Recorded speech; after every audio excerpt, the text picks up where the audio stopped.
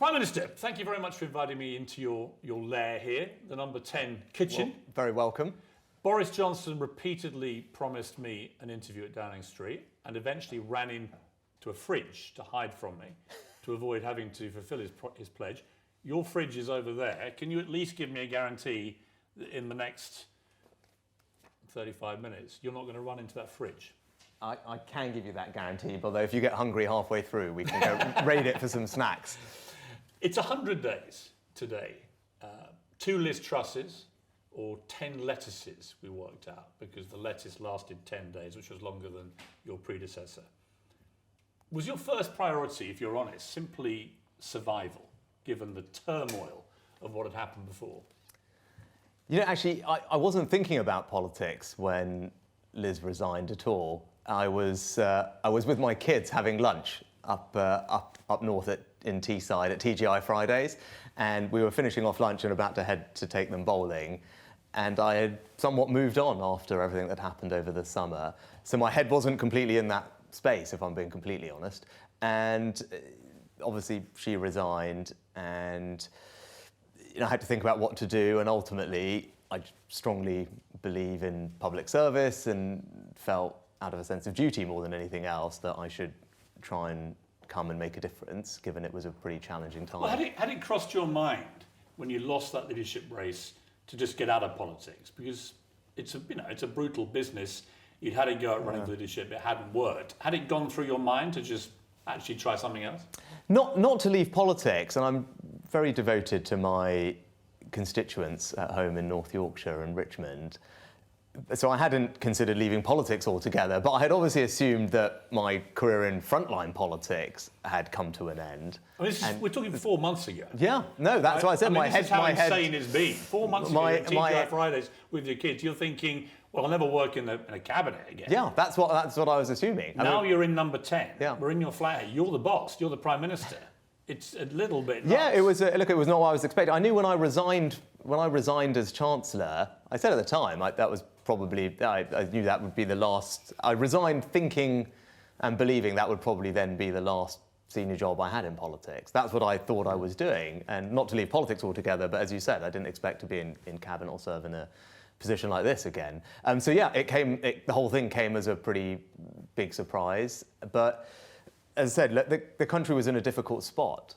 And you think? I mean, and I thought I could make a difference. You said in 2020, when asked if you were after the top job, God no, definitely not, seeing what the Prime Minister has to deal with. Yeah. And then a year later, you run for that job at a time when the economy is tanking, the party's cratering in the polls, there was a raging war in Europe, the worst cost of living crisis in a lifetime, the remnants of this terrible pandemic.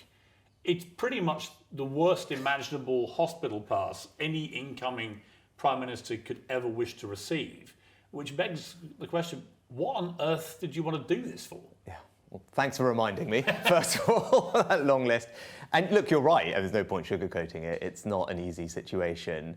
And I do ask myself the same question on occasion. I go to what I said before. For me, it's about duty. And actually, there's a concept in Hinduism called dharma, which roughly translates into duty. And that's how I was raised. It was about doing the things that were expected of you, and trying to do the right thing. And even though it was going to be a nightmare job for all the reasons that you outlined, I felt that I could make a difference, and I was the best person to make a difference at that moment, especially given the challenges that people were facing and what they were seeing with their mortgages. And that's ultimately why I put myself forward to do it, and knowing that it would be difficult and challenging, but ultimately doing what I thought was my duty in that situation, because I believed deeply in service and thought I could make a difference to the country. When I interviewed Tony Blair when he was Prime Minister here at Downing Street, he had a singing fish on the wall called Billy Bass, I think it was, that used to sing if you pressed a button, "Don't worry, be happy." Do you have anything like that? And what is your mantra for the nation right now? No, I have my wife, but she doesn't sing "Don't worry, be happy." And we do like Bob Marley, but no. Look, what's the right mantra right now for the public? So many people are suffering. So many people are worrying. What is your message to them? It's have hope. Have hope, because I can make it better, and I will make it better. And that's what I say, and that's what I'm working day and night to do. That's why I put myself forward for this, and that's why at the beginning of the year I set out for the country the 5 things I wanted to do for them, which are quite straightforward in one sense. The problem you have, I've seen the 5 pledges, and we'll discuss those. There's a new poll out today, YouGov Times Radio, that says pretty much on almost every metric that 3/4 of the public do not think you're delivering on any of the things you're now pledging to fix. 3/4 don't think you're going to be Prime Minister after the next election. These are, pretty heavy stats against you. You haven't got that much time to turn this around. You've got 500 days or so maximum. Can you do it? Have you got enough time to implement these changes and actually see change be affected? Yes, I wholeheartedly believe that, and I'm giving it absolutely everything I've got. And of course, people might not feel that today, and for all the reasons that you set out earlier, the situation is tough. But I want people to have confidence that it will get better. So if you go through those things I said, halve inflation. Yes, I believe by the end of the year we can halve inflation. Grow the economy. Yes, I do believe over the course of this year we'll get the economy growing again. Reduce debt. We've already made some difficult decisions to ensure that happens, but we've got to stick to the path.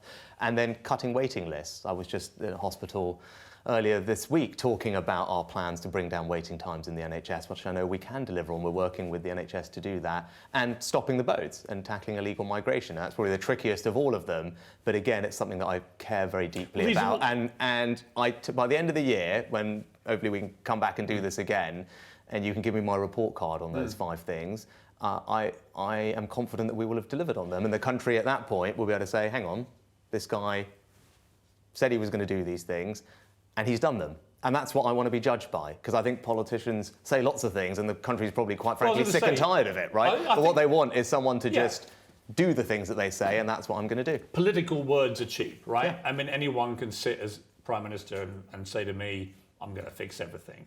The proof will be literally in the pudding, right? And I will take you up on that. I will come back. Yeah. Because people want to see actual delivery. They do. I believe that. And that's why, actually, you talk about those 5 things and all that polling. Other people say, oh, gosh, that's not ambitious enough at all. And where's the grand vision and all the rest of it? And what I'd say to them is these are the things that matter most to the country. Do you have a doctrine? I mean, people are struggling to see what is Sunakism? What is the doctrine you have for leadership of this country? Well, first of all, it's about making sure that people can feel proud of the UK, proud of our country, and that they have peace of mind that things are going to be better for their children and grandchildren. Now, that's what I'm driven to deliver. And right now, what does that mean? It means delivering on those 5 things, because that's how we're going to do that. That's how we're going to make sure people do have peace of mind, that things will be better for their children, for their grandchildren. That is how we will make sure people feel proud of our country. And that's why those 5 things are the most important things to focus on. How would you assess your first 100 days? Yeah, well, as you said, I came in and it was a challenging situation, but I'm proud of what we've achieved. I'm proud. And what have you achieved? If you look at some of the things that we've done in that relatively short space of time, first and most importantly is taking action to stabilise the economy.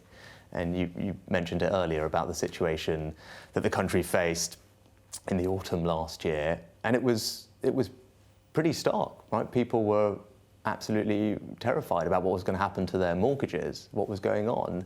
And I came in, and we took pretty decisive action in the autumn statement last year to put in place an economic plan that brought borrowing and debt under control, calmed the markets down, made sure that the increase in interest rates is going to be far less than people had feared. And that's going to make an enormous difference to millions of people's lives.